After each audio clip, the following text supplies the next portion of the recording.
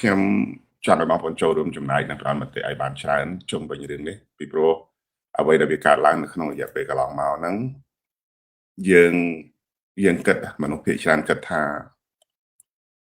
សាក្រមរបស់តុលាការកំពូលដែលបានរំលាយគណៈបក្សសង្គ្រោះជាតិហ្នឹងវាស្ថាពរឲ្យវាចប់តាមនឹងអត់មានស្អីត្រូវតថ្លៃអត់មានស្អីត្រូវដេញដោលអត់មានស្អីត្រូវ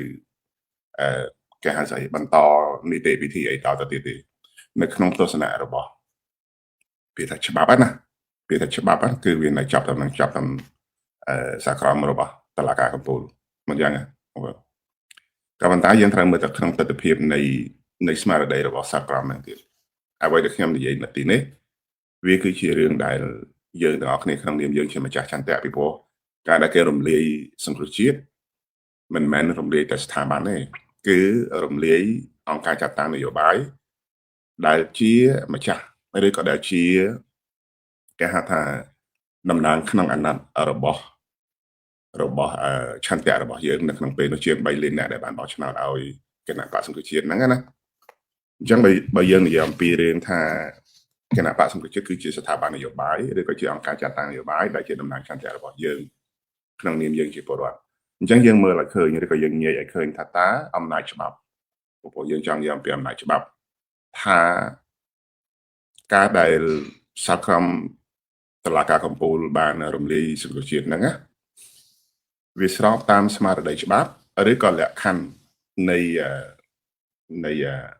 សន្ធិសញ្ញាឬក៏រដ្ឋធម្មនុញ្ញរបស់យើងហ្នឹងណាវាស្របគ្នាទៅតាមអ្វីដែលជាស្មារតីច្បាប់ហ្នឹងដែរឬក៏យ៉ាងណាចំណុចនេះហើយដែលខ្ញុំចង់ឲ្យបងប្អូនទាំងអស់គ្នាហ្នឹងចូលរួមចំណែកហើយនឹងជួយជាមតិយោបល់ដើម្បីឲ្យយើងយកវាធ្វើជាមូលដ្ឋានក្នុងការតស៊ូមតិតទៅទៀតបើយើងគិតរយៈពេលនៃការដែលគេរំលាយសង្គ្រោះជាតិមកដល់ថ្ងៃនេះខ្ញុំថាវាចូលក្បាលទី10ឆ្នាំយើងហៅថា10ឆ្នាំចឹងទៅណាហើយរហូតមកដល់ថ្ងៃនេះដំណើរការក្តីតាក់ទងជាមួយនឹងលោកប្រធានកឹមសុខាដែលគេចោទថាលោកប្រធានជាប់តាក់ទិនជាមួយនឹងសន្តិភាពជាមួយរដ្ឋបរទេសក្នុងការផ្ដួលរំលំរបបហ៊ុនសែនអីចឹងណាចំណុចទាំងអស់នេះមកដល់ថ្ងៃនេះយើងមិនទាន់ឃើញថាមានភស្តុតាងគ្រប់គ្រាន់ណាមួយដែលអាចយកមកធ្វើជាការវិនិច្ឆ័យដើម្បីដាក់ទោសទៅលើលោកធានបាននៅឡើយទេណា10ឆ្នាំកន្លងមកនេះណាអញ្ចឹងមកដល់ពេលនេះតែយើងសួរថាវាជាក្របខ័ណ្ឌនៃច្បាប់ឬក៏វាគ្រាន់តែជាឧបករណ៍នយោបាយរបស់លោកហ៊ុនសែនក្នុងការប្រើប្រាស់តុលាការហ្នឹងធ្វើជាមធ្យោបាយដើម្បីកំទេចរចនាសម្ព័ន្ធនយោបាយរបស់គណៈបកមួយដែលមានសក្តានុពលនៅក្នុងការយកឈ្នះលើរបបផ្ដាច់ការអានេះយើងនិយាយអំពីទស្សនៈហ្នឹងអញ្ចឹងបើសិនជាយើងសួរថាតើស្មារតីច្បាប់និងសេចក្តីសម្រេចឬក៏សាក្រមរបស់តុលាការហ្នឹងវាស្ថាពរឬក៏វាយ៉ាងណាហ្នឹងណាវាត្រូវសួរទៅលើថាតើស្មារតីដែលបានសម្រេចរំលាយគណៈបក្សសង្គ្រោះជាតិហ្នឹងណាលក្ខខណ្ឌច្បាប់វានៅក្នុងកម្រិតណាហើយលក្ខខណ្ឌមួយទៀតគេហៅថា moral argument គឺជាទស្សនៈនៅក្រមសីលធម៌ឬក៏សីលធម៌សង្គមអញ្ចឹងណាតើវានៅក្នុងកម្រិតណាអញ្ចឹងបើសិនជាយើងនិយាយអំពី legal legitimacy ជាមួយនឹង moral argument រឿងពីរនេះគឺខុសគ្នាដាច់ស្រឡះអញ្ចឹងហើយបានជាសំណួរមួយដែលត្រូវតែសួរបកទៅវិញនៅក្នុងពេលដែលយើងធ្វើកិច្ចការនេះណាហើយយើងចាំបាច់ត្រូវទៅផ្លូវហ្នឹងតែខ្ញុំនិយាយកន្លែងនេះណាចាំបាច់គឺត្រូវតែទៅកន្លែងហ្នឹងយើងដឹងថាគេរំលាយគណៈបក្សសង្គ្រោះជាតិគោលបំណងរបស់គេគឺរំលាយអង្គការចាត់តាំងនយោបាយដើម្បីកុំឲ្យមានលទ្ធភាពប្រកួតប្រជែងជាមួយនឹងគណៈបកប្រជាជនអញ្ចឹងរឿងកន្លែងហ្នឹងហើយដែលខ្ញុំថាបើសិនជាយើងនិយាយអំពីភាពស្របច្បាប់យើងហៅថាអំណាចច្បាប់តើអំណាចច្បាប់ហ្នឹងវាអាចបំពេញលើលក្ខខណ្ឌរបស់សិទ្ធិសេរីភាពឬក៏យើងនិយាយអំពីគេហៅថា the people's will មានន័យថាឆន្ទៈរបស់ម្ចាស់ឆ្នោតពីព្រោះនៅក្នុងការដែលគេរំលាយសង្គ្រោះជាតិនៅក្នុងទស្សនវិជ្ជារបស់លោកហ៊ុនសែនគាត់មើលឃើញថានេះគឺជាវិធានឬក៏ជាការអនុវត្តច្បាប់ណាប៉ុន្តែនៅក្នុង moral argument គេនិយាយថានេះគឺជាមធ្យោបាយក្នុងការកំទេចឬក៏រំលាយឆន្ទៈរបស់ម្ចាស់ឆ្នោតហើយនៅក្នុងលក្ខខណ្ឌរដ្ឋធម្មនុញ្ញនិងលក្ខខណ្ឌរបស់សន្ធិសញ្ញា$23ពីព្រោះបើយើងនិយាយកន្លែងហ្នឹងយើងថារដ្ឋធម្មនុញ្ញមិនចឹងបងប្អូនប៉ុន្តែបើលក្ខខណ្ឌរដ្ឋធម្មនុញ្ញ វាមិនមែនត្រឹមតែជាច្បាប់កម្ពុជាទេដែលកម្ពុជានឹងបានយកទៅធ្វើការបកស្រាយទៅតាមយើងហៅថាបំណងនិងឆន្ទៈនយោបាយរបស់គណៈបកប្រជាជនដើម្បីផលប្រយោជន៍របស់គណៈបកប្រជាជនប៉ុន្តែបើយើងមើលអំពីស្មារតីរបស់រដ្ឋធម្មនុញ្ញហ្នឹងវាកើតចេញពីសន្ធិសញ្ញាសន្តិភាពទីក្រុងប៉ារីស$23ឆ្នាំ1991ហើយបងប្អូនថាសន្ធិសញ្ញា$231991ហ្នឹងវាអត់មានឥទ្ធិពលចេះទៅលើច្បាប់អតីតរដ្ឋធម្មនុញ្ញយើងទេពីព្រោះអ្វីដែលនៅក្នុងរដ្ឋធម្មនុញ្ញហ្នឹងវាបានគេហៅថាគ្របដណ្ដប់ឬក៏វាបានដកស្រង់ឬក៏សេចក្តីរួមរបស់រដ្ឋធម្មនុញ្ញហ្នឹងវាកើតចេញមកពីសន្ធិសញ្ញា$23ហ្នឹងហើយដូច្នេះ$23វាអត់មានចាស់ត្រឡប់មកហ្នឹងទេក៏ប៉ុន្តែនៅក្នុងលក្ខខណ្ឌហ្នឹងខ្ញុំថារដ្ឋធម្មនុញ្ញគឺជាច្បាប់កម្ពុជារបស់ប្រទេសជាតិណាប៉ុន្តែសន្ធិសញ្ញា$23វាគឺជាសន្ធិសញ្ញាអន្តរជាតិដូច្នេះវាធំជាងវាមានសុពលភាពខ្ពស់ជាងអញ្ចឹងហើយបាននៅលើឆាកអន្តរជាតិគេឲ្យតម្លៃថាការដែលយើងបកស្រាយឬក៏យើងរំលាយរចនាសម្ព័ន្ធឬក៏រំលាយគណៈបក្សសង្គមជាតិហ្នឹងវាជាការរំលោភស្មារតីរបស់រដ្ឋធម្មនុញ្ញផងហើយវារំលោភលើសន្ធិសញ្ញាផងអញ្ចឹងបាននៅក្នុងលក្ខខណ្ឌមួយគេនិយាយថាប្រសិនបើយើងនិយាយអំពីការអនុវត្តច្បាប់របស់ហ៊ុនសែននៅក្នុងពេលនោះណាវាគឺជាលក្ខខណ្ឌយើងហៅថាអនុវត្ត rule of law ប៉ុន្តែនៅក្នុងខ្សែភ្នែកឬនៅក្នុងទស្សនៈរបស់អន្តរជាតិគេហៅថានោះគឺជាការអនុវត្តបែប rule by law មានន័យថាយកច្បាប់ហ្នឹងមកកំណត់ដែលមិនមែនច្បាប់ហ្នឹងជាមូលដ្ឋាននៃយុត្តិធម៌មិនមែនច្បាប់ហ្នឹងជាមូលដ្ឋាននៃការប្រើប្រាស់និងការពាររបស់ប្រជាពលរដ្ឋដូច្នេះហើយបានជាគេមិនទទួលយកអ្វីដែលជាការសម្រេចក្តីរំលាយគណៈបក្សសង្គមជាតិហ្នឹងណាថាជាភាពត្រឹមត្រូវអញ្ចឹងបានតាំងពីថ្ងៃហ្នឹងមកយើងទាំងអស់គ្នានៅក្នុងគណៈបកក៏ដោយអ្នកដែលនៅក្រៅគណៈបកក៏ដោយហើយនៅអន្តរជាតិក៏ដោយគេមើលពីរឿងហ្នឹងថា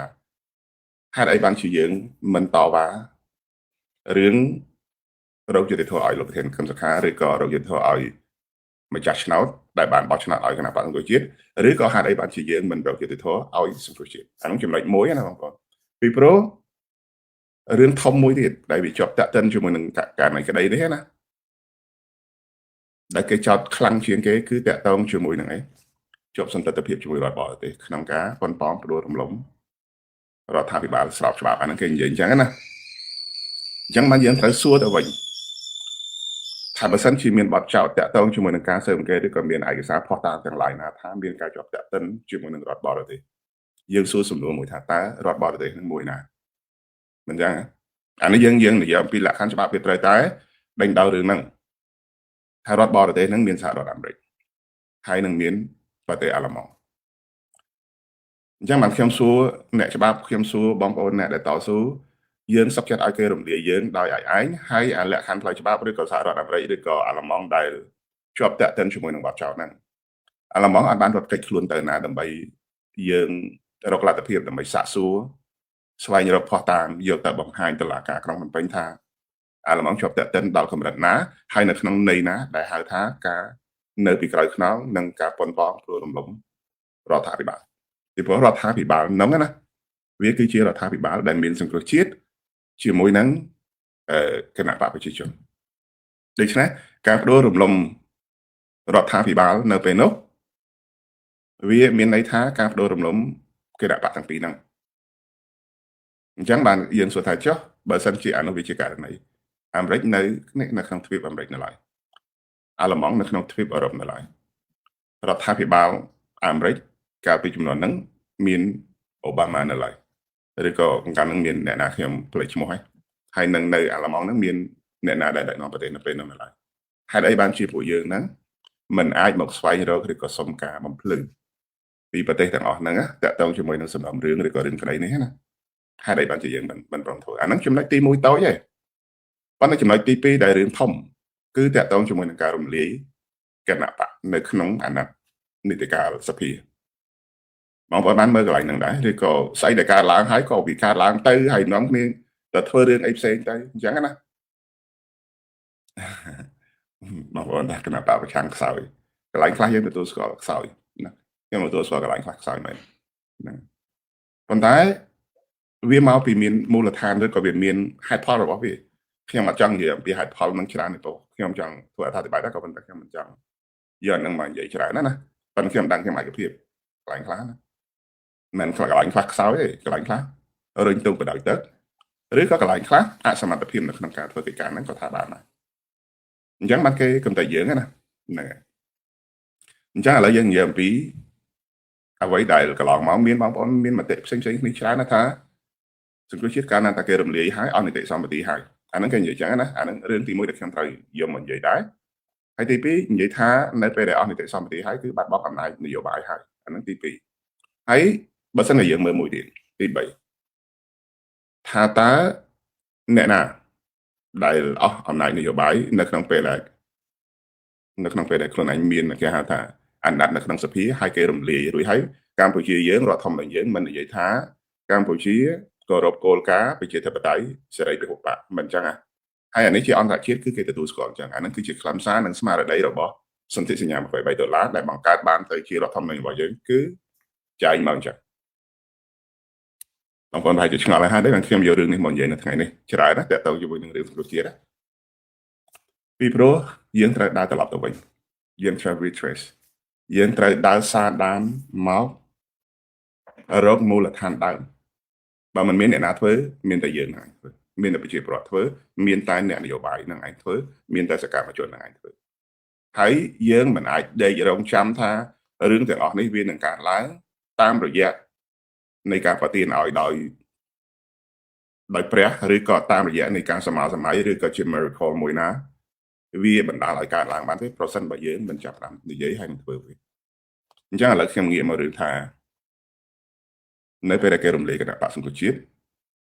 រដ្ឋធម្មនុញ្ញរបស់យើងនិយាយអំពីគោលការណ៍ប្រជាធិបតេយ្យសេរីពហុបកយើងនៅក្នុងនីតិកាលទី4កាលហ្នឹងណាហើយសភាកំពុងតែប្រតិបត្តិការនៅក្នុងអាណត្តិស្រាប់តែពាក់កណ្ដាលទីគេរំលាយគណៈបកមួយដែលក្នុងសភាមានគណៈបកតែ2ឯងមិនអញ្ចឹងណាអញ្ចឹងបើសិនជានៅក្នុងសភាមានគណៈបកតែ2បើគេរំលាយមួយមានន័យថារដ្ឋាភិបាលនៅពេលនោះណាសភានៅពេលនោះណាគឺវាអធម្មញ្ញភាពដោយស្វ័យប្រវត្តិគឺគ្មានភាពស្របច្បាប់តទៅទៀតទេអានឹងលក្ខខណ្ឌច្បាប់គឺប៉ុណ្ណឹងពីព្រោះយើងប្រកាន់គោលការណ៍ថាពហុបកគឺចាប់ពី2ឡើងទៅមិនអញ្ចឹងទេបងប្អូនអញ្ចឹងនៅពេលដែលកំពុងតែប្រតិបត្តិការគេរំលាយមួយចោលគេសម្លាប់មួយចោលនៅសល់តែឯកបកដែលយើងហៅថាសភាឯកបកហ្នឹងណាអញ្ចឹងពេលនោះហើយដែលគេហៅថាសភាហ្នឹងវាអធម្មញ្ញភាពគឺបាត់បង់ភាពស្របច្បាប់ហើយដូច្នេះយើងក្នុងនាមគណៈបកដែលគេរំលាយណាមានបាននិយាយអំពីរឿងហ្នឹងទេហើយមានបានយកហេតុផលហ្នឹងមក debate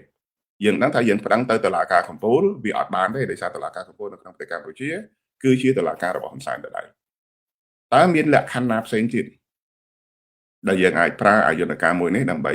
យើងហៅថាតស៊ូក្តីណាពីព្រោះលក្ខខណ្ឌខ្លះយើងដឹងថាអាស៊ានក៏មិនអាចក៏កកកាយផ្ទៃក្នុងឬក៏ជ្រៀតជ្រែកផ្ទៃក្នុងរបស់ប្រទេសណាមួយបានដែរក៏ប៉ុន្តែតែយើងបានដាក់ពាក្យបណ្ដឹងដើម្បីឲ្យទៅជាមូលដ្ឋានថាមានការរំលោភបំពានលើក្របខ័ណ្ឌរដ្ឋធម្មនុញ្ញឬក៏ក្របខ័ណ្ឌសន្ធិសញ្ញារបស់យើងហើយឬក៏យ៉ាងណាយើងមានបានធ្វើទេចំពោះអាស៊ានមួយហើយចំពោះសភាអន្តរជាតិតែយើងបានធ្វើកិច្ចការទាំងអស់ហ្នឹងបានប្តឹងទៅសភាអន្តរជាតិទេតាក់ទងជាមួយនឹងការដែលគេរំលោភបំពានទៅលើស្មារតីរបស់រដ្ឋធម្មនុញ្ញយើងតែយើងបានប្តឹងទៅអង្គការសហប្រជាជាតិទេថាគេបានរំលោភបំពានទៅលើស្មារតីរបស់រដ្ឋធម្មនុញ្ញហ្នឹងសន្ធិសញ្ញាដែលអន្តរជាតិដែលអង្គការសហប្រជាជាតិបានទទួលស្គាល់ថាវាគឺជាសន្ធិសញ្ញាការពារនៅយើងហៅស្អីតែបរិយាកាសប្រជាធិបតេយ្យសេរីពហុបកនៅក្នុងកម្ពុជាខ្ញុំសួរណាមានបងប្អូនណាដឹងទេមានបងប្អូនណាដឹងថាយើងបានធ្វើអាស្រ័យតែខ្ញុំសួរទាំងអស់ហ្នឹងទេចម្លើយគឺអត់មាននេះគឺជាមេរៀនមួយបងប្អូននេះគឺជាមេរៀនមួយប៉ុន្តែមកដល់ដំណាក់កាលនេះយើងកំពុងតែដើរចូលក្នុងអន្តៈឬក៏ក្នុងប្រវត្តិនៃមេរៀនដូចខ្ញុំបានសរសេរក៏ប៉ុន្តែចំណងជើងហ្នឹងប្រហែលជានៅក្នុងចំណងជើងអត្ថបទឬក៏មិនដឹងឬក៏ចំណងជើងខាងក្រោមនៃ subtitle ហ្នឹងក៏មិនដឹងថាយើងកំពុងតែដើរចូលសារដានជាមួយនឹងប្រវត្តិសាស្ត្រហើយយើងមិនព្រមរៀនសូត្រនៅអ្វីដែលយើងបានឆ្លងកាត់ដូច្នេះចំណុចទាំងអស់នេះដែលខ្ញុំត្រូវយកមកនិយាយណាបងសែមុនយើងត្រូវសិក្សាអំពី កង្វះខាតចំណុចខ្សោយហើយនឹងអ្វីដែលយើងគួរធ្វើហើយអ្វីដែលយើងត្រូវជៀសវាងទាំងអស់នេះយើងមិនអាចយកអាពេលវេលា10ឆ្នាំនេះយកមកគ្រាន់តែថារត់តាមព្រឹត្តិការណ៍ឬក៏យើងហៅថាស្អីហ៊ុនសែនបង្កើតរឿងអីមួយទៅយើងនាំគ្នាទៅអង្គុយតែវាយប្រហារអញ្ចឹងហើយបានយើងនៅក្នុងអត្ថបទមួយដែលខ្ញុំសរសេរពីម្សិលមិញណាយើងអត់បានធ្វើអីទេប៉ុន្តែយើងរងចាំអភូតហេតុមួយវាកើតឡើងសម្រាប់ខ្លួនឯងក៏និយាយថាធ្វើនយោបាយរាល់ថ្ងៃមិនមែនធ្វើនយោបាយតែក្នុងទស្សនៈនិងខ្សែភ្នែករបស់ខ្ញុំណាគឺខ្ញុំឃើញអស់លោកទាំងអស់រត់តាមព្រឹត្តិការណ៍របស់ហ៊ុនសែនអត់បានធ្វើសកម្មភាពខ្លួនឯងដើម្បីទៅដណ្ដើមអំណាចទេខ្ញុំឃើញអញ្ចឹងណាបងប្អូនពីព្រោះខ្ញុំឃើញអញ្ចឹងខ្ញុំថាអញ្ចឹងមិនមែនបងប្អូនថាសកម្មភាពជួបជុំនេះសកម្មភាពសំណាក់សំណាលនឹងជាសកម្មភាពនយោបាយរឿងទាំងអស់ហ្នឹងមែនក៏ប៉ុន្តែសកម្មភាពនយោបាយគ្រាន់តែឆ្លើយតបជាមួយនឹងព្រឹត្តិការណ៍វាមិនមែនជាសកម្មភាពនយោបាយដែលជាបេសកកម្មរបស់យើងដូច្នេះហើយបានជាណែបងសាមុនអរគុណបងណាឥឡូវខ្ញុំមើលមួយទៀតធម្មតាគណៈបពប្រឆាំងហ្នឹងมันអាចធ្វើអ្វីកើតនៅក្នុងលក្ខខណ្ឌបោះឆ្នោតខណៈដែលប្រទេសហ្នឹងស្ថិតនៅក្រោមអំណាចរបស់បរទេសចំណុចហ្នឹងសិតតែជាចំណុចសំខាន់ណាចំណុចហ្នឹងគឺជាចំណុចសំខាន់មែនទែនប៉ុន្តែវាត្រូវបែងចែកអំពីលក្ខខណ្ឌបរទេសហ្នឹងបរទេសគ្រប់គ្រងយើងឬក៏បរទេសគេចូលទៅសម្របសម្រួលអញ្ចឹងអាហ្នឹងខ្ញុំមិនទាន់និយាយដល់រឿងហ្នឹងទេក៏ប៉ុន្តែខ្ញុំនិយាយអំពីរឿងអ្វីដែលខ្ញុំត្រូវយកមកធ្វើអធិប្បាយថ្ងៃនេះដើម្បីស្វែងរកដំណោះស្រាយនិងជៀសវាងអំពីអ្វីដែលយើងហៅថាសារដានប្រវត្តិសាស្ត្រហ្នឹងណានៅក្នុងពេលដែលគេរំលាយយើងដឹងថាភាពស្របច្បាប់របស់រដ្ឋាភិបាលហ្នឹងគឺវាត្រូវរលាយហើយឬក៏យើងហៅថាអធិបតេយ្យភាពអញ្ចឹងណារួចហើយគេចាប់ផ្ដើមបន្តអំណាចហ្នឹងតាមរយៈយក55អាសនៈរបស់សង្គមជាតិហ្នឹងណាទៅចែករំលែកជាមួយនឹងគណៈបកទៅដទៃទៀតដែលមិនបានចូលប្រកួតនៅក្នុងដំណើរការនៃការបោះឆ្នោតនៅក្នុងនីតិកាលហ្នឹងអញ្ចឹងអាហ្នឹងវាគឺជាបាយលុកបាយឡមួយដែលយើងក្នុងនាមជាអ្នកច្បាប់ក្នុងនាមជាអ្នកនយោបាយក្នុងនាមជាអ្នកដែលប្រកួតជាមួយហ៊ុនសែនណាអត់បានយករឿងហ្នឹងមកនិយាយសំបីតែមួយម៉ាត់ឬក៏ឯកសារតម្កល់នៅកន្លែងណាមួយជាមួយនឹងស្ថាប័នអន្តរជាតិឬក៏ប្រព័ន្ធតុលាការដទៃទៀតពីព្រោះលក្ខខណ្ឌខ្លះនៅពេលដែលមានការរំលោភសិទ្ធិមនុស្សធ្ងន់ធ្ងររបៀបហ្នឹងណាយើងមិនអាចប្តឹងទៅតុលាការនៅក្នុងប្រទេសយើងបានទេដូចជាប្រទេសផ្ដាច់ការមួយចំនួនណាដោយគេដឹងថាប្រទេសផ្ដាច់ការទាំងអស់មានប្រព័ន្ធតុលាការមែនក៏ប៉ុន្តែប្រព័ន្ធតុលាការគឺជាផ្នែកមួយនៃយើងហៅថាស្ថាប័នគ្រប់គ្រងអំណាចរបស់រដ្ឋហ្នឹងអញ្ចឹងគេទាំងអស់គ្នាហ្នឹងគេចែកគ្នាធ្វើតាមជំនាញរៀងខ្លួនរដ្ឋបាលសាធារណៈគេគ្រប់គ្រងរបៀបរដ្ឋបាលសាធារណៈកងកម្លាំងគេគ្រប់គ្រងតាមរបៀបកងកម្លាំងហើយនឹងប្រព័ន្ធតុលាការគេគ្រប់គ្រងតាមរបៀបតុលាការក៏ប៉ុន្តែស្ថាប័នជាតិទាំងអស់ហ្នឹងវានៅក្រោមអំណាចរបស់ជនរាយការដូច្នេះគេធ្វើការនៅក្នុងលក្ខខណ្ឌហ្នឹងដូច្នេះហើយបានជាយើងមិនអាចយកអាសំណុំរឿងរបស់យើងទៅប្តឹងស្ថាប័នមួយណានៅក្នុងប្រទេសផ្ដាច់ការនឹងបានទេដូច្នេះយើងដោយសារកម្ពុជាវានៅក្នុងការទទួលខុសត្រូវរបស់សន្ធិសញ្ញា$23ហើយសន្ធិសញ្ញា$23គឺមាន18ប្រទេសដែលជាហត្ថលេខីធានាឲ្យបរិយាកាសសេរីភាពលំហប្រជាធិបតេយ្យហើយនឹងការអនុវត្តច្បាប់ហ្នឹងឲ្យបានត្រឹមត្រូវដូច្នេះយើងក្នុងនាមយើងជាជនរងគ្រោះបានធ្វើរឿងហ្នឹងអត់ខ្ញុំនិយាយរឿងទាំងអស់នេះដើម្បីជាចំណែកសម្រាប់ឲ្យប្រិមិត្តយើងពុកប្រិមិត្តយើងនៅក្នុងនេះខ្ញុំដឹងសិនអ្នកច្បាប់មើលមកសិនតែអ្នកដែលធ្លាប់រៀនសូត្រសិនតែជាបញ្ញវន្តសិនតែអ្នកដែលឆ្លងកាត់បទពិសោធន៍សង្គមនឹងជ្រៅជ្រះប៉ុន្តែខ្ញុំនិយាយនៅទីនេះមិនមែនចេតនាត្រឹមតែថាចែកម្លែកជាមួយរៀមច្បងឬក៏បងតែជាបញ្ញវន្តនៅទីនេះទេខ្ញុំគិតថាអ្វីដែលខ្ញុំធ្វើអធិប្បាយនៅពេលនេះវាគឺជាកំណត់ត្រាមួយសម្រាប់បងប្អូនយុវជនជំនាន់ក្រោយយកវាមកឆ្លោះបញ្ចាំងម្ដងទៀតឬក៏មិត្តរួមមនសិការដទៃទៀតដែលជួនកាលអស់លោកនឹងមិនបានយល់អំពីទស្សនៈច្បាប់ហ្នឹងគាត់នឹងយកវាមកធ្វើការសិក្សាម្ដងទៀតថាចុះបើរបបក្រុងភ្នំពេញអធិបតេយ្យភាពតាំងពីថ្ងៃទី16ខែវិច្ឆិកាឆ្នាំ2017នឹងមកហើយហេតុអីបានជារបបហ្នឹងនៅមានលទ្ធភាពបន្តការបោះឆ្នោតបានតទៅទៀតដោយគ្មានប្រតិកម្មឬក៏គ្មានចំណាត់ការណាពីអន្តរជាតិពីព្រោះយើងជាជនរងគ្រោះណាហាក់ដូចជា comply ហាក់ដូចជាចុះចាញ់ហាក់ដូចជាយល់ព្រមបើទោះជាយើងបានបដិសេធថាមិនទទួលយកទេ វាគឺជាការប្រំទាទោសឬក៏ជាការរំលាយដោយអយុត្តិធម៌យើងថាក៏ប៉ុន្តែថាដូចខ្ញុំចាស់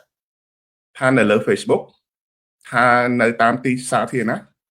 ចេះតែថាតែវាអត់មានឯកសារណាមួយជាមូលដ្ឋានដាក់ជាបន្ទាល់ឬក៏ប្តឹងទៅតុលាការឬក៏ស្ថាប័នអន្តរជាតិណាមួយដែលយើងទាមទារថាអ្វីដែលវាកើតឡើងហ្នឹងគឺជាអំពើអយុត្តិធម៌សម្រាប់មិនមែនសម្រាប់គណៈបកទេមិនមែនសម្រាប់មេគណៈបកទេគឺសម្រាប់ប្រជាពលរដ្ឋខ្មែរទូទាំងប្រទេសដែលបានបោះឆ្នោតឲ្យគណៈបកសង្គមជាតិដែលត្រូវគេរំលោភបំពានអញ្ចឹងណាហើយការបន្តនីតិវិធីឬក៏ការបន្តប្រតិបត្តិការរដ្ឋបាលរហូតដល់យកអាសនៈរបស់យើងទៅចែករំលែកគ្នាដូចជានំដូចជាចំណីអញ្ចឹងណាវាគឺជារឿងដែលវាមិនត្រឹមត្រូវទៅតាមលក្ខខណ្ឌច្បាប់មិនតែប៉ុណ្្នឹងទៀតគេរំលាយអរចនាសម្ព័ន្ធ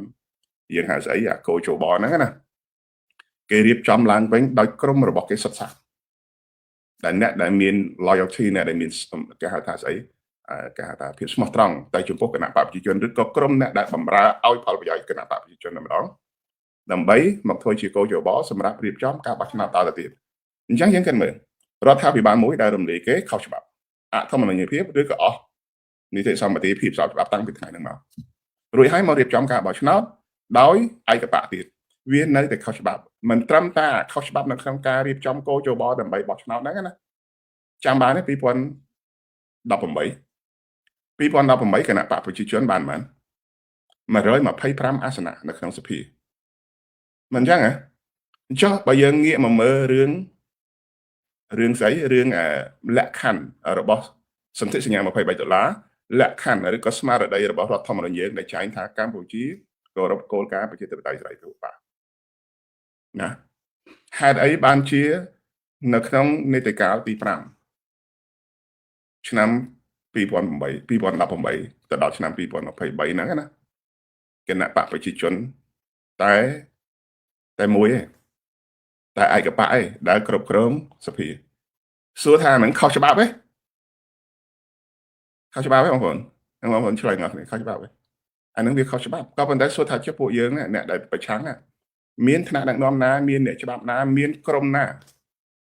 ជាពិសេសគណៈបកដែលកំពុងតែរស់នៅក្នុងប្រទេសកម្ពុជាដែលកាលសម័យហ្នឹងមានការចូលរួមប្រកួតប្រជែងជាមួយនឹងគេឯងដែលធ្វើជាសួនផ្កាលម្អសួនប្រជាធិបតេយ្យខ្លាំងៗហ្នឹងណាលើគណៈបកណាមួយទេបានចេញសេចក្តីថ្លែងការណ៍ឬក៏ប្រតិកម្មឬក៏ដាក់បណ្ដឹងតវ៉ាតាក់ទងជាមួយនឹងការអនុវត្តស្មារតីច្បាប់ឬក៏រដ្ឋធម្មនុញ្ញរបស់ខ្មែរយើងថាគណៈបកប្រជាជនកំពុងតែរំលោភលើស្មារតីច្បាប់មានអ្នកណានិយាយអានេះខ្ញុំនិយាយកន្លែងនេះគឺខ្ញុំចង់យកអ្វីដែលបងប្អូនយើងនឹងមិនបានមើលឬក៏មើលដែរមិនបាននិយាយឬក៏និយាយដែរមិនមានអ្នកណាលើចង់និយាយចឹងណាខ្ញុំយកមកនិយាយវាឡើងម្ដងទៀតក្នុងគោលបំណងដូចខ្ញុំជម្រាបចឹងខ្ញុំដឹងថាបងនៅក្នុងក្រុមរបស់យើងដែលកំពុងតាមដានស្ដាប់ខ្ញុំនេះបងប្អូនយល់ទាំងអស់ហ្នឹងដឹងទាំងអស់ហ្នឹងហើយដឹងពីចំណុចខ្សោយចំណុចខ្លាំងរបស់ពួកយើងដែរក៏ប៉ុន្តែខ្ញុំត្រូវនិយាយវានៅទីនេះដើម្បីបង្ហាញទៅដល់បងប្អូនដែលគេកំពុងតែធ្វើការស្រាវជ្រាវហើយគេក៏កំពុងតែដើរចូលមកក្នុងយើងហៅថាជីវភាពជាអ្នកនយោបាយតទៅមុខទៀតដែរមិនចប់ត្រឹមនេះទេណាកម្ពុជាយើងមិនចប់ត្រឹមអ្នកនយោបាយចំណុចនេះហើយសុនឈឹងអំណាវាត្រូវមានតទៅទៀតអញ្ចឹងបានវាតាក់ទងជាមួយនឹងសន្ធិសញ្ញាហ្នឹងវាមានន័យថាយើងរំលោភតាំងពីថ្ងៃហ្នឹងមកហើយតាក់ទងជាមួយរដ្ឋធម្មនុញ្ញគឺវារំលោភតាំងពីថ្ងៃមកភាពយើងហៅថាអធម្មនុញ្ញភាពរបស់រដ្ឋាភិបាល2018ហ្នឹងគឺវាកើតឡើងតាំងពីពេលហ្នឹងមកអញ្ចឹងមានន័យថាម៉េចរបបមួយដែលគ្រប់គ្រងក្រោមលក្ខខណ្ឌអធម្មនុញ្ញភាពបន្តការបោះឆ្នោតបន្តការរៀបចំគ្រប់គ្រងអំណាចហើយយើងនៅតែទទួលស្គាល់យើងនៅតែហៅថាជារដ្ឋាភិបាលអានឹងយើងជាស្អីយើងជាស្អីដែរហ្នឹងយើងពិតជាអត់ដឹងអីទេឬក៏យើងចេះតែថាទៅដើម្បីផ្គប់ចាត់ហ៊ុនសែន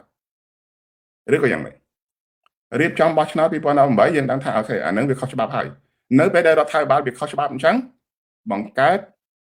ក្របខ័ណ្ឌឬក៏បង្កើតរដ្ឋាភិបាលតទៅទៀតដោយបោះឆ្នោតឆ្នាំ2023នេះបោះឆ្នោតទៅទៀតបានឃើញទេមានគណៈបកហែហោមនឹងចូលរួមបោះឆ្នោតភ្លុកទឹកភ្លុកដៃគេងាយអញ្ចឹងទៅរួចហើយបានលទ្ធផលការបោះឆ្នោតមួយទៀត2023ហ្នឹងដោយសារគេមានមេរៀនឆ្នាំឬក៏យើងហៅថាអាណត្តិឬក៏នីតិកាលទី5ហ្នឹងណាគេបានមានបទពិសោធន៍ឬក៏មេរៀនមួយដែលវាផ្ទុយជាមួយនឹងលក្ខខណ្ឌច្បាប់ លើគោកប៉ុន្តែពួកយើងអត់ដែលមានអ្នកណានិយាយទេអញ្ចឹងមិនបោះឆ្នោត2023ឃើញគេរៀបចំហ៎គេរៀបចំឲ្យ5អាសនៈឲ្យទៅគណៈបកហ៊ុនស៊ិនពេជ្រហើយស្លឹកឆ្នោតអា5អាសនៈហ្នឹងបានមកពីណាយើងអត់ដឹង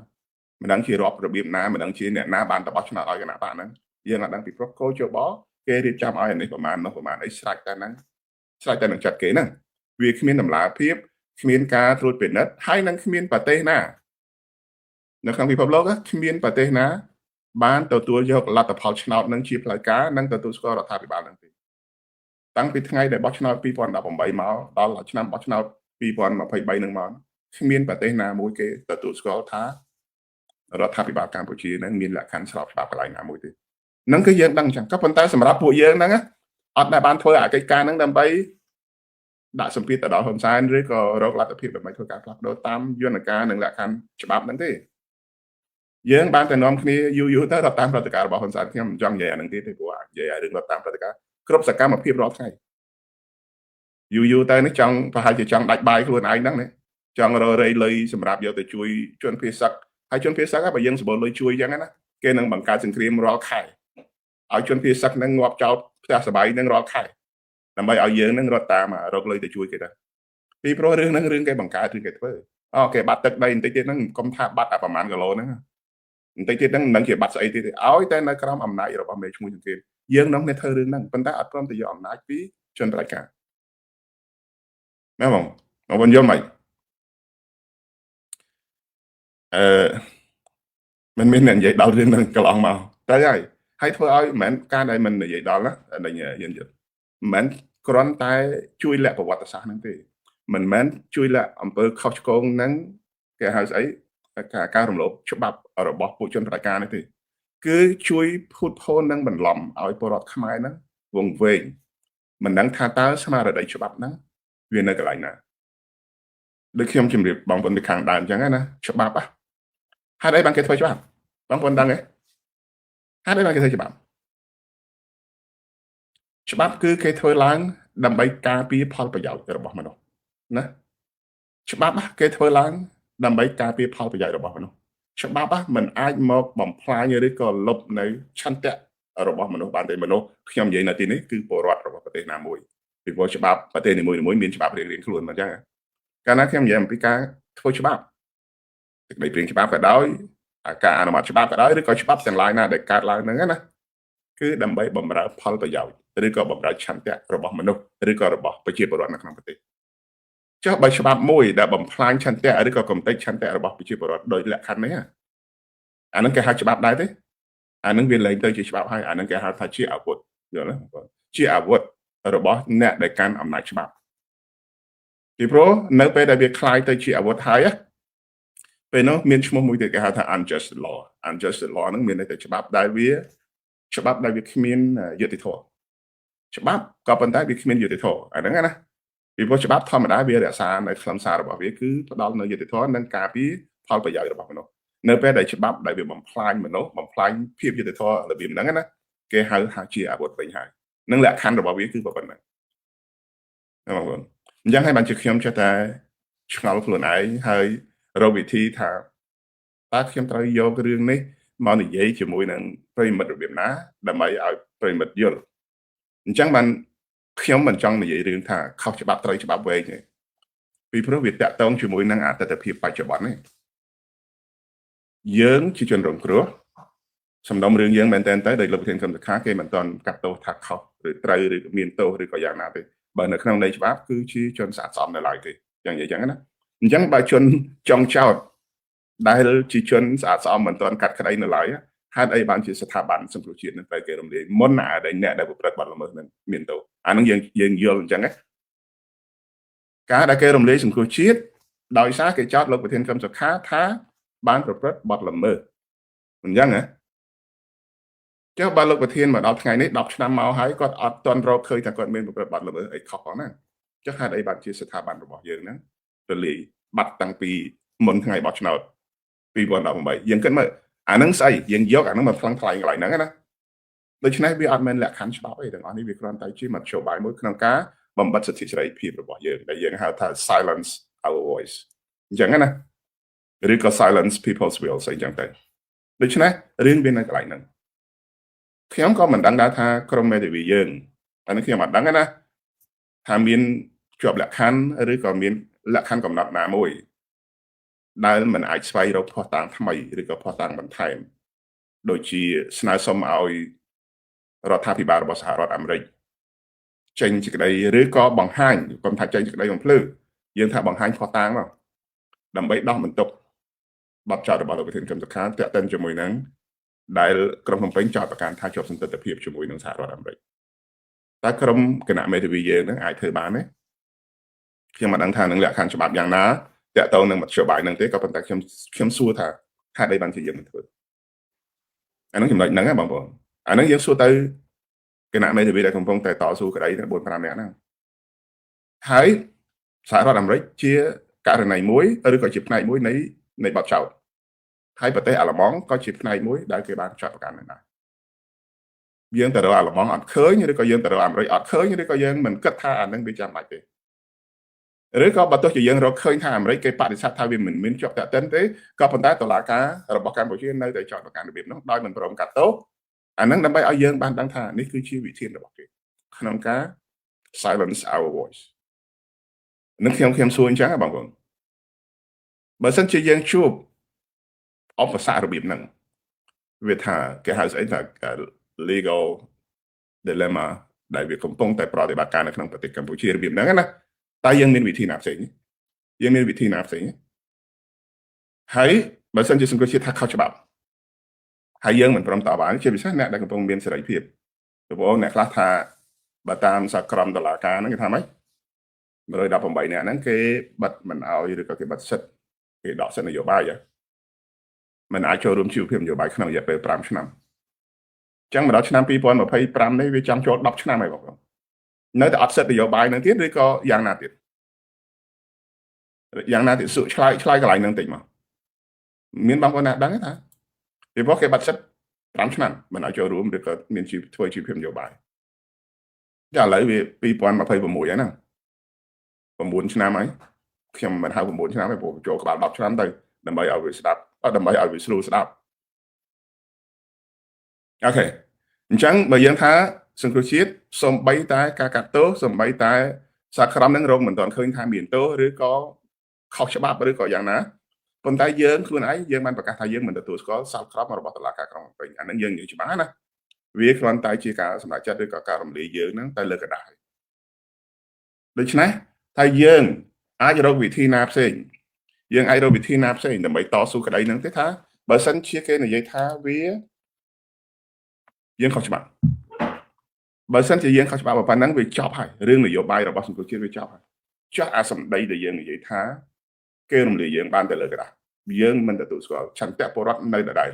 ម្ចាស់ឆ្នោតនៅដដែលអាហ្នឹងយើងនិយាយចឹងណាដូច្នេះមានន័យថាម៉េចច្បាប់ហ្នឹងមិនអាចរំលាយឆន្ទៈយើងបានទេបើច្បាប់ហ្នឹងមិនអាចរំលាយឆន្ទៈយើងបានយើងធ្វើនយោបាយទៀតបានតទៅទៀតទេយើងឆ្លើយថាបានចុះបើបានហេតុអីបានជាយើងមិនព្រមប្រើសង្គ្រោះជាតិហេតុអីបានជាយើងមិនព្រមធ្វើឬក៏យកស្ថាប័នសង្គ្រោះជាតិនេះដែលយើងថាហ៊ុនសែនរំលាយយើងបានទៅលើกระดาษទេដូច្នេះយើងកុំគិតពីរឿងกระดาษរបស់ហ៊ុនសែនអញ្ចឹងបានខ្ញុំតែងតែទាញវាយកទៅប្រៀបធៀបជាមួយនឹងព្រឹត្តិការណ៍នៃការតស៊ូរបស់យើងហើយខ្ញុំថានេះគឺជាប្រវត្តិសាស្ត្រមួយដែលខ្ញុំចង់យកវាមកនិយាយនៅទីនេះដើម្បីឲ្យបងប្អូនទាំងអស់គ្នាហ្នឹងបងប្អូនចំនួនក្រោយមិនរៀបច្បងខ្ញុំមិនថាយទេបងប្អូនចូលមកទីនេះគឺគ្រាន់តែជាគេហៅថាជួយស្ដាប់ជួយប្រដៅប្រទេសជួយកែតម្រូវក្នុងករណីខ្លះខ្ញុំធ្វើអធិប្បាយទៅវាខុសឆ្គងកន្លែងណាអញ្ចឹងណាប៉ុន្តែគោលបំណងរបស់ខ្ញុំគឺខ្ញុំចង់ឲ្យបងប្អូនចំនួនក្រោយខ្ញុំចង់ឲ្យបងប្អូនអ្នកនយោបាយយកវាមកថ្លឹងថ្លែងថាបើសិនជាសង្គ្រោះជាតិខុសច្បាប់យើងថាអូខេវាខុសច្បាប់ប៉ុន្តែយើងបដិសេធថាវាអត់ខុសច្បាប់ទេហើយយើងមានលក្ខខណ្ឌនិងមានមូលដ្ឋានរឹងថាពួកយើងអត់ខុសច្បាប់ទេអ្វីដែលគេរំលាយយើងនឹងគឺដោយសារលក្ខខណ្ឌហ្នឹងបច្ចេកទេសនៃការសម្លាប់ឬក៏កំទេញនីតិសម្បទារបស់យើងដែលយកច្បាប់ធ្វើជាអាវុធដែលយើងហៅថានោះគឺជានីតិសង្គ្រាមដែលគេប្រើជំនួស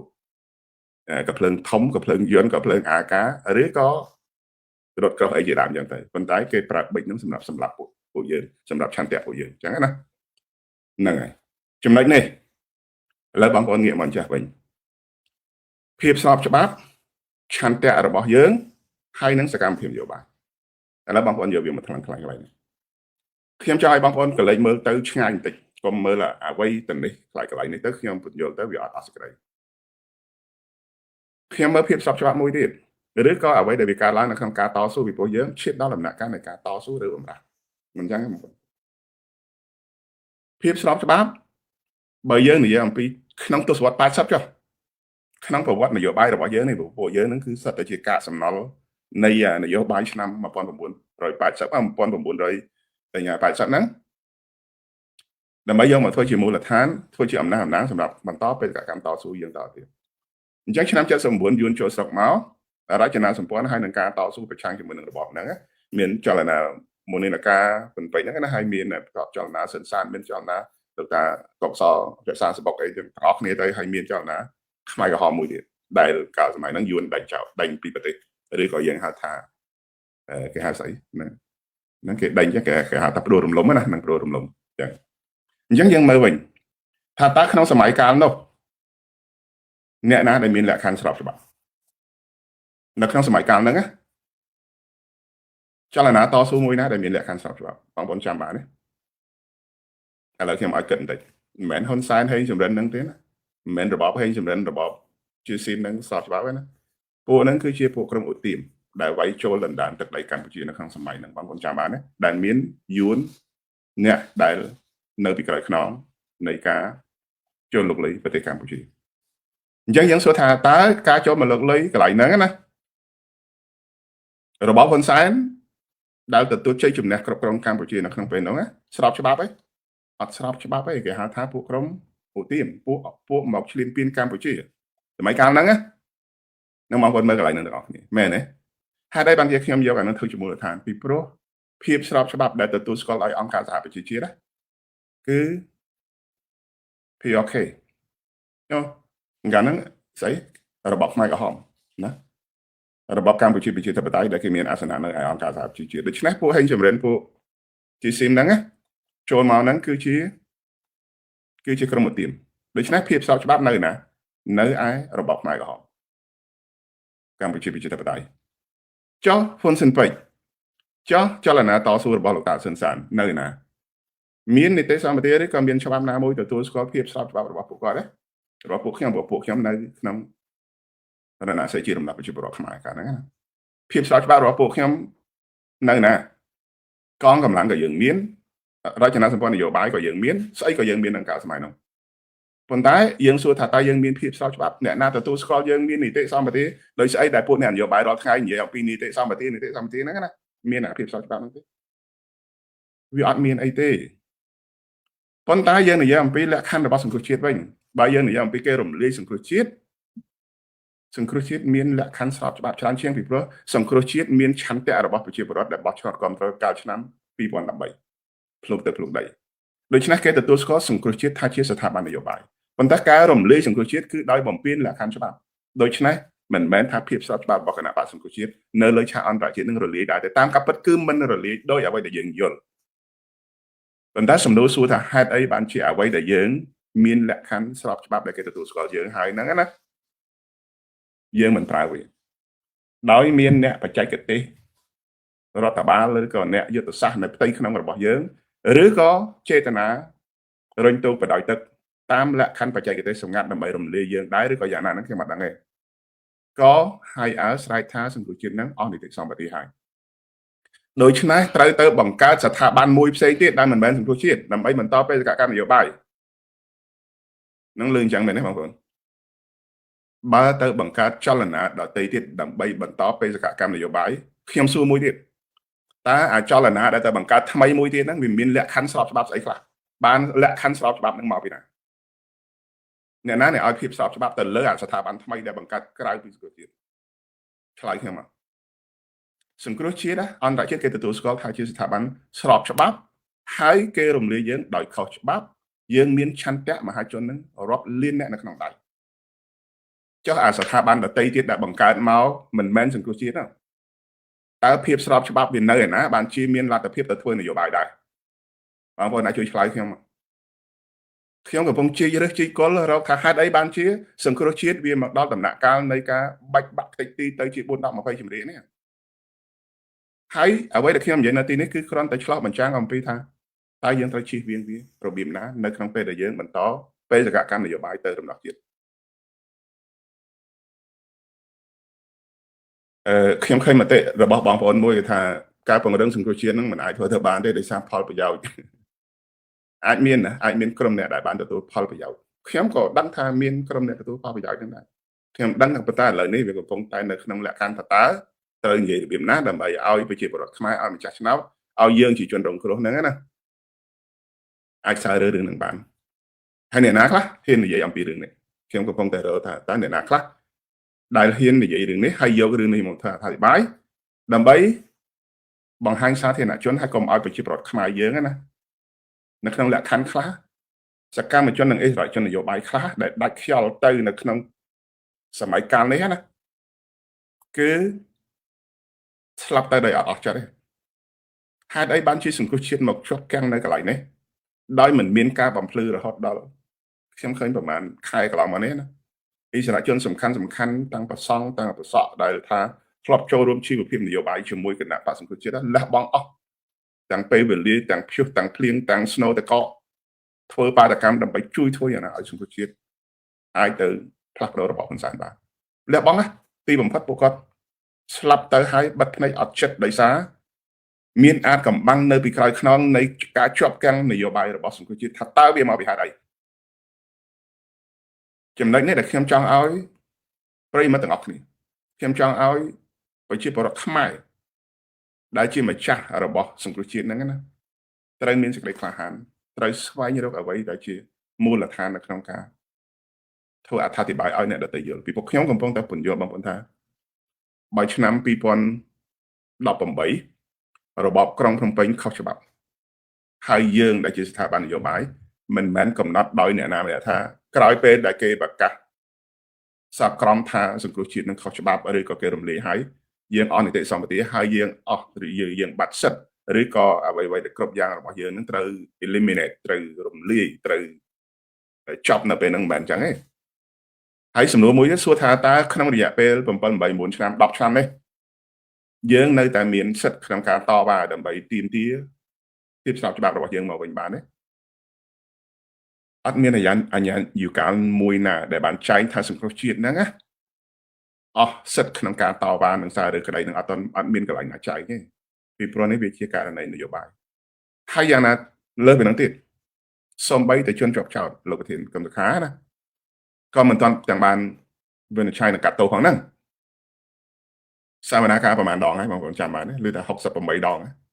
វាគ្មានសំណុំរឿងណានៅក្នុងពិភពលោកហ្នឹងណាមានរយៈពេលសវនាការ4-10ឆ្នាំអញ្ចឹងវាអត់មានទេ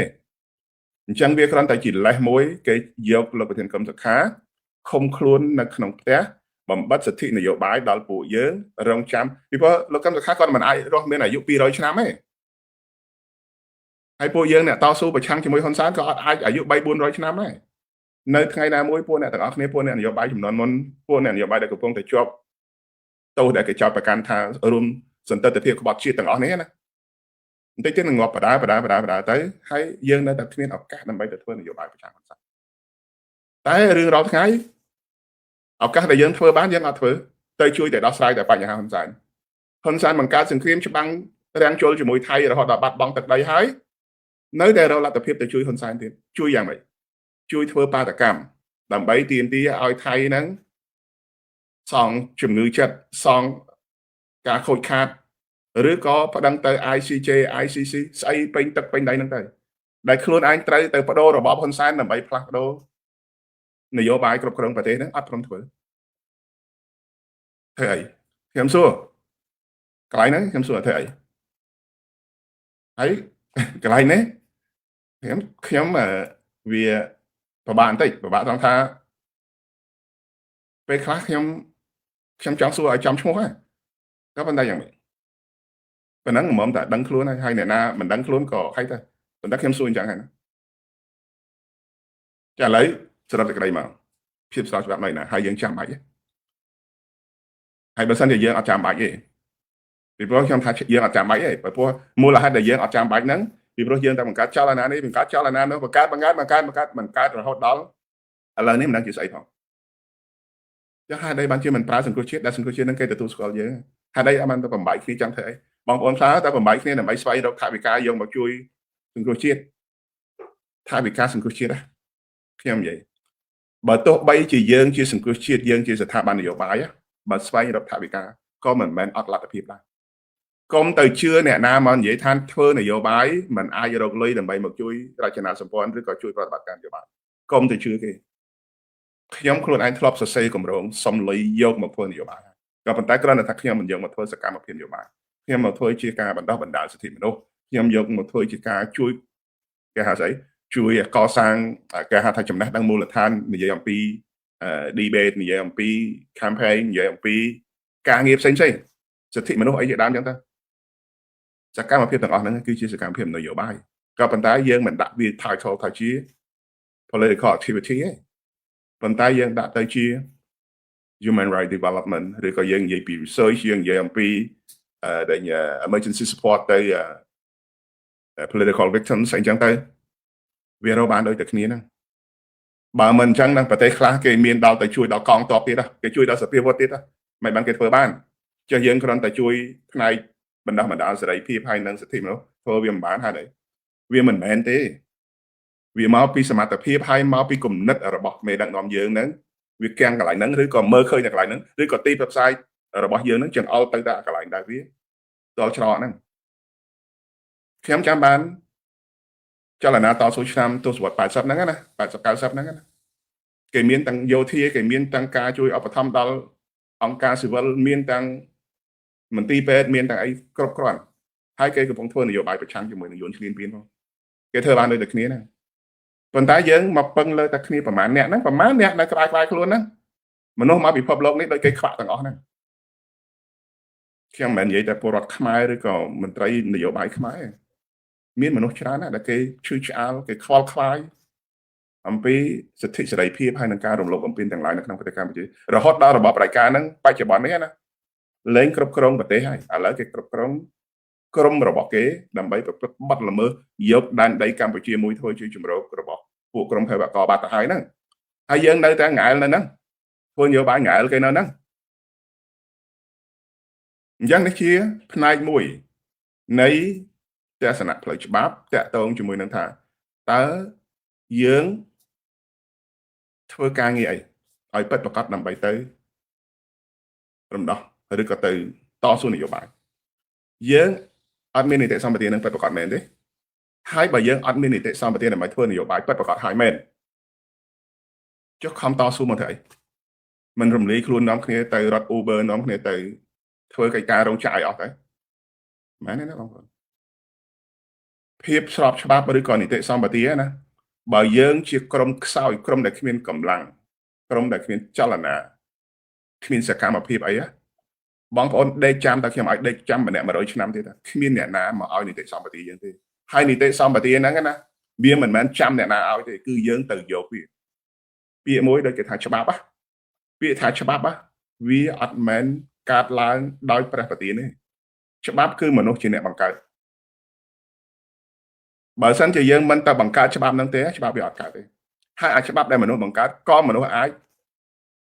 កែប្រែវាបានដែរដោយការតស៊ូរបស់យើងក្នុងទសវត្សរ៍90ចឹងណាបើសិនជាយើងគ្មានអំណាចនយោបាយនៅលើឆាកអន្តរជាតិគ្រប់គ្រាន់ទេណាបើទោះជារបបខ្មែរក្រហមមានអាសនៈនៅក្នុងអង្គការសហប្រជាជាតិមែនណាប៉ុន្តែគ្មានអំណាចនយោបាយសម្រាប់ទៅធ្វើឲ្យរបបហ៊ុនសែនចោលច្រកនឹងអស់លទ្ធភាពទេណាហ៊ុនសែនគ្រប់គ្រងកម្ពុជាដោយមិនចាំបាច់មានអាសនៈអង្គការសហប្រជាជាតិឃើញទេហើយបើទោះជាយើងមានអាសនៈអង្គការសហប្រជាជាតិដូចសម័យហ្នឹងខ្មែរក្រហម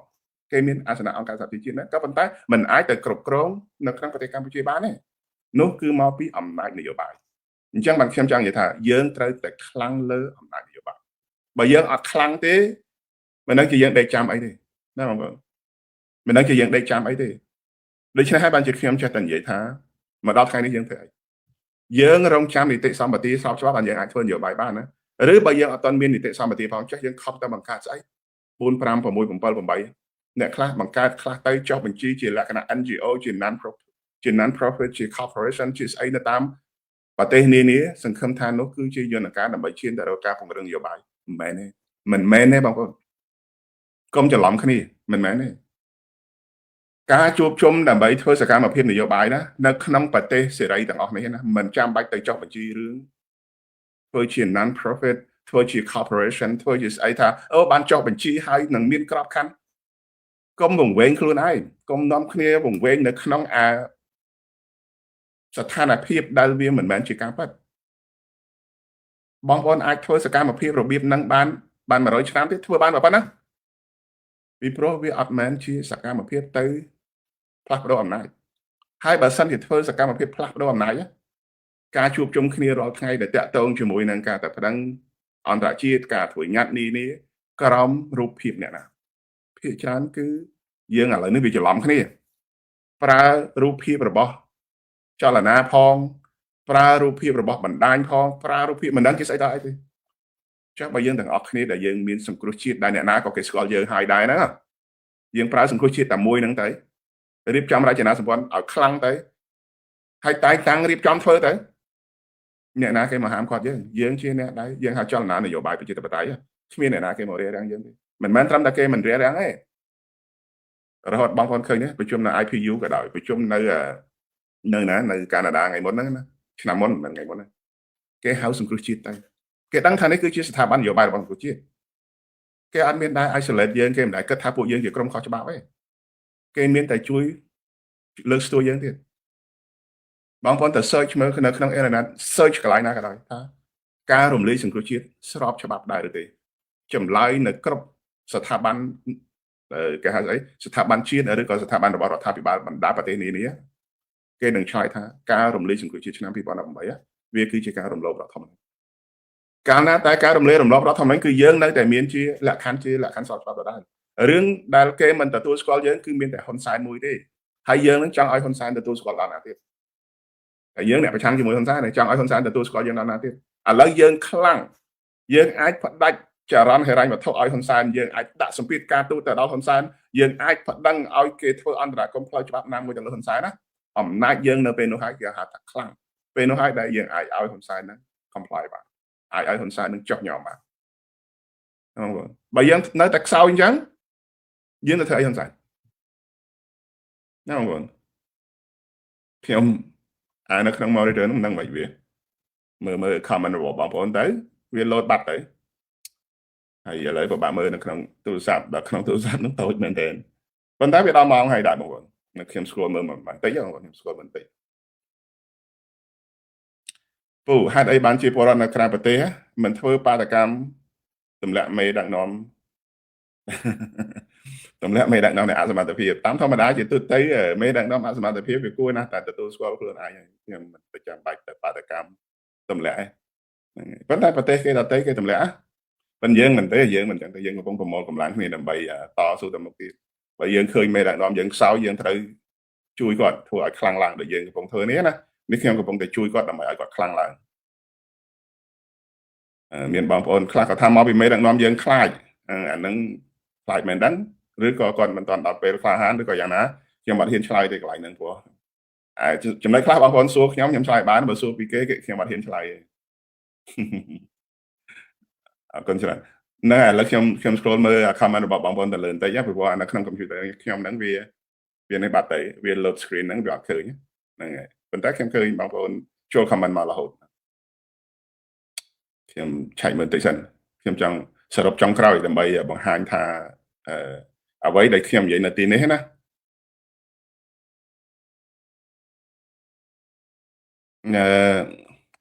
អត់អីទេណាអត់អីទេចាំមើលថ្ងៃមុខណាតាក់ទងជាមួយនឹងសោកស្ដាយតាក់ទងជាមួយនឹងប្រទេសយើងគ្មានមេដឹកនាំមិនប្រទេសទេមេដឹកនាំយើងនៅហ៊ុនសែនរាល់ថ្ងៃគេគ្រប់គ្រងផ្ដាច់មុខហើយប៉ុន្តែហ្នឹងហើយយុធនអរគុណច្រើនដែលលើកឡើងពីបញ្ហាហ្នឹងហើយគ្រប់គ្រងខ្ញុំហ្នឹងហើយឥឡូវខ្ញុំនិយាយកន្លែងនេះខ្ញុំផ្អែកទៅលើមូលដ្ឋានទាំងអស់ហ្នឹងណាបើសិនជាយើងនៅតែស្វែងរកភាពស្របច្បាប់ដេកចាំភាពស្របច្បាប់ឬក៏ធ្វើកិច្ចការទាំងឡាយណាចាំមានភាពស្របច្បាប់បានយើងធ្វើមិនបាច់ធ្វើទេបើការរំលាយខ្លួនតែម្ដងទៅហើយក៏មិនបាច់ទៅបង្កើតចលនាតស៊ូនេះចលនានោះមិនបាច់ទេប្រើតែសង្គ្រោះជាតិតែមួយណាយើងហៅថាកម្លាំងរួមតែមួយខ្លាំងធ្វើទៅជឿខ្ញុំទៅបើខ្វះវិធីរកអ្នកដែលមានសមត្ថភាពនឹងយកមកជួយយើង កុំពឹងខ្ញុំមិនថាមិនឲ្យតម្លៃលើអ្វីដែលជាអំណាចរដ្ឋបាលចាស់ឬក៏រចនាសម្ព័ន្ធដែលកំពុងមានហ្នឹងទេពេលខ្លះណាគាត់ flu ហើយគាត់មើលរឿងហ្នឹងដដែលដូចជាករណីអបាតកម្មអាការរៃលុយរៃអីនេះណារបៀបនេះវាកើតឡើងកាលពី20ឆ្នាំមុនអាហ្នឹងខ្ញុំជឿថាអូខេប្រព័ន្ធហ្នឹងរបៀបហ្នឹងណាប្រជាពលរដ្ឋនៅតែក្លាហាននៅតែមានកម្លាំងនៅតែមើលឃើញថានេះក៏ជាឱកាសមួយដែរប៉ុន្តែសម័យឥឡូវអត់ទេសម័យឥឡូវអត់មែនធ្វើអញ្ចឹងទេសម័យហ៊ុនសែនណាដើរទិញក្រុម lobbyist ណាគឺជាក្រុមដែលជួយគេហៅថាពួក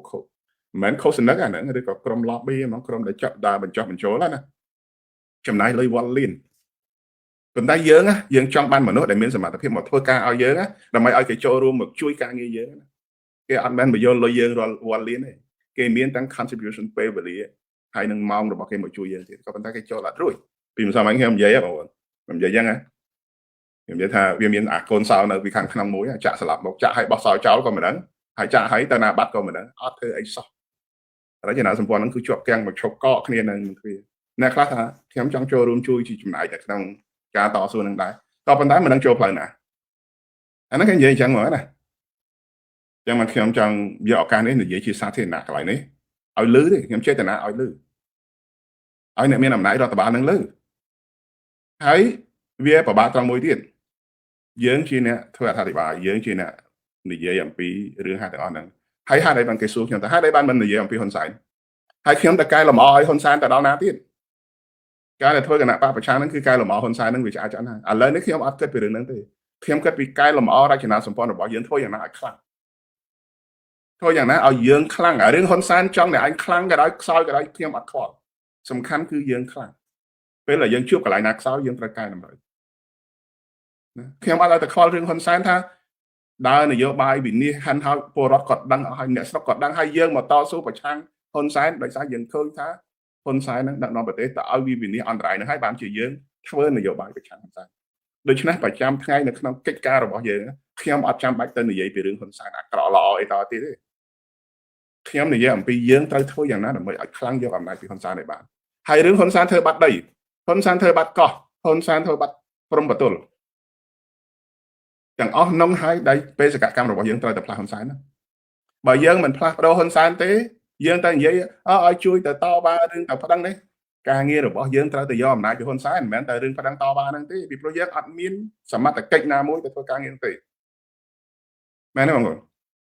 អានោះហើយដែលយើងថាយើងរត់តាមព្រឹត្តិការណ៍របស់គេហ្នឹងខ្ញុំនិយាយទៅដាក់រត់តាមព្រឹត្តិការណ៍ឬក៏យើងហៅថាគេហៅអីលំអសួនហ្នឹង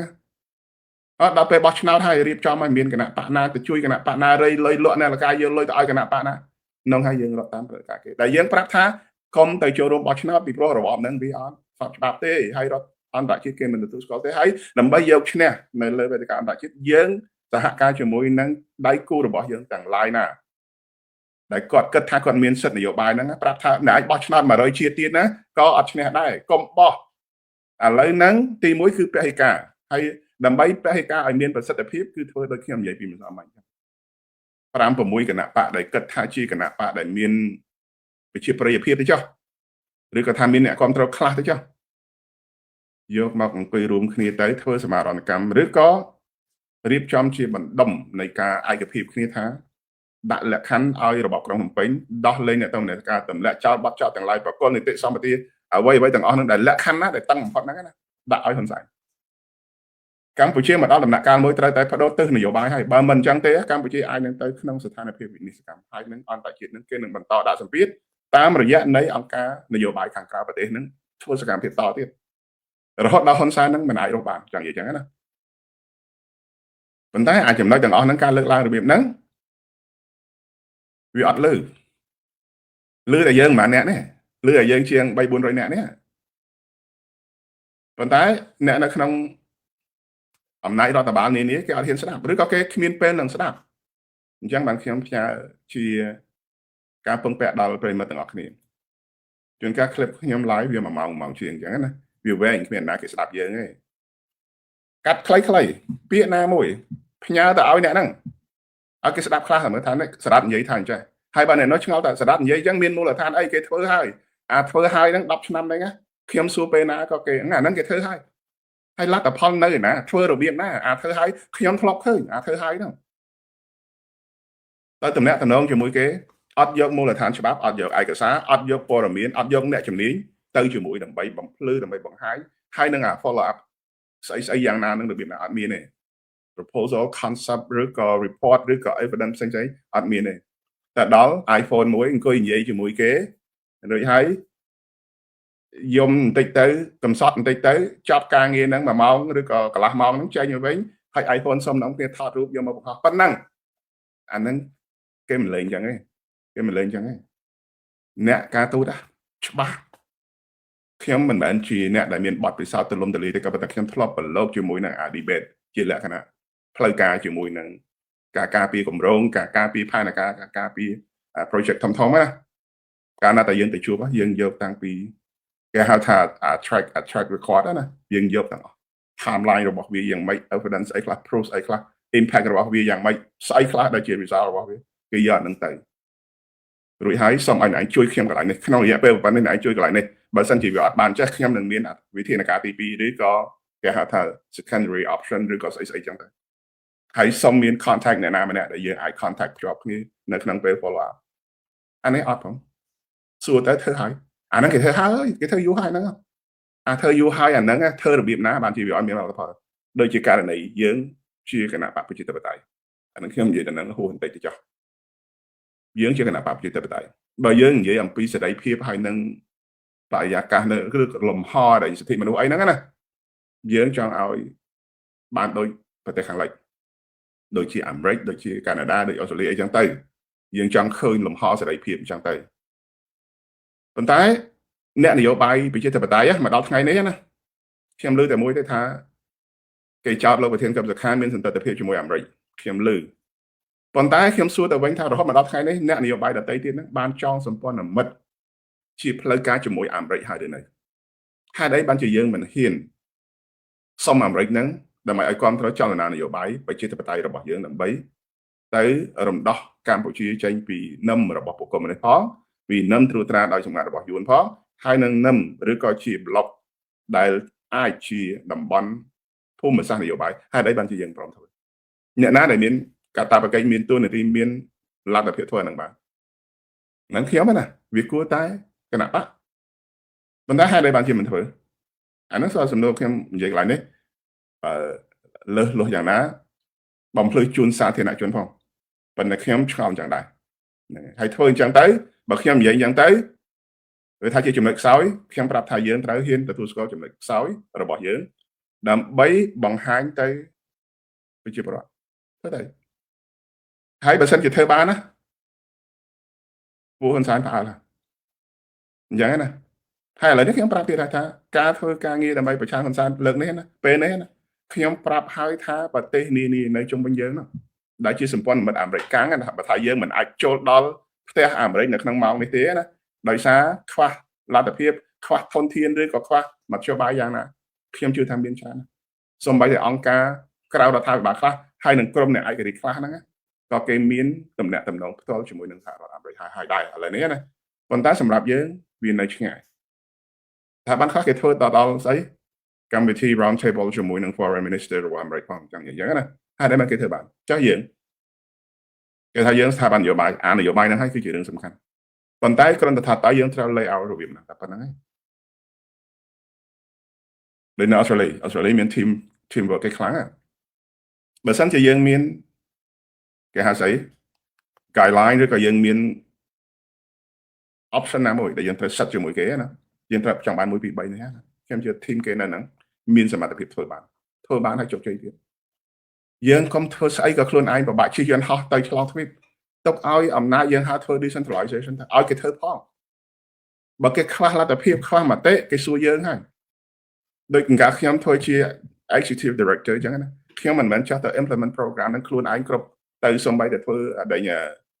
project survey ក៏ខ្ញុំធ្វើមិនមែនទេទុកឲ្យ project manager ទុកឲ្យ program manager ទុកឲ្យដេញ staff ឬក៏ពួក team របស់គេហ្នឹងគេ build up ផងយើងចង់បានអីគឺយើងចង់បាន outcome យើងចង់បាន impact យើងចង់បានតែប៉ុណ្ណឹងបានហើយទុកការងារនឹងឲ្យគេធ្វើអាហ្នឹងបានគេហៅថា decentralization អំណាចបើមិនអញ្ចឹងទេអំណាចនៅលើខ្លួនឯងស្អីក៏សំបីតែដូចខ្ញុំនិយាយមិនសមអញ្ចឹងណា ទៅ support កូនស្ពានឆ្កែលើកន្លងផុតហ្នឹងក៏ហៅហ៊ុនសែនទៅ support ដែរណាហើយវាសមអាមេចូលហ្នឹងដែរក៏នាំគ្នាទៅធ្វើអញ្ចឹងដែរវាដូចគ្នាចឹងនិយាយចឹងណាអញ្ចឹងខ្ញុំហ្នឹងហើយលើសម៉ោងទៀតណាខ្ញុំព្យាយាមនិយាយកុំឲ្យលើសម៉ោងប៉ុន្តែជាសរុបណា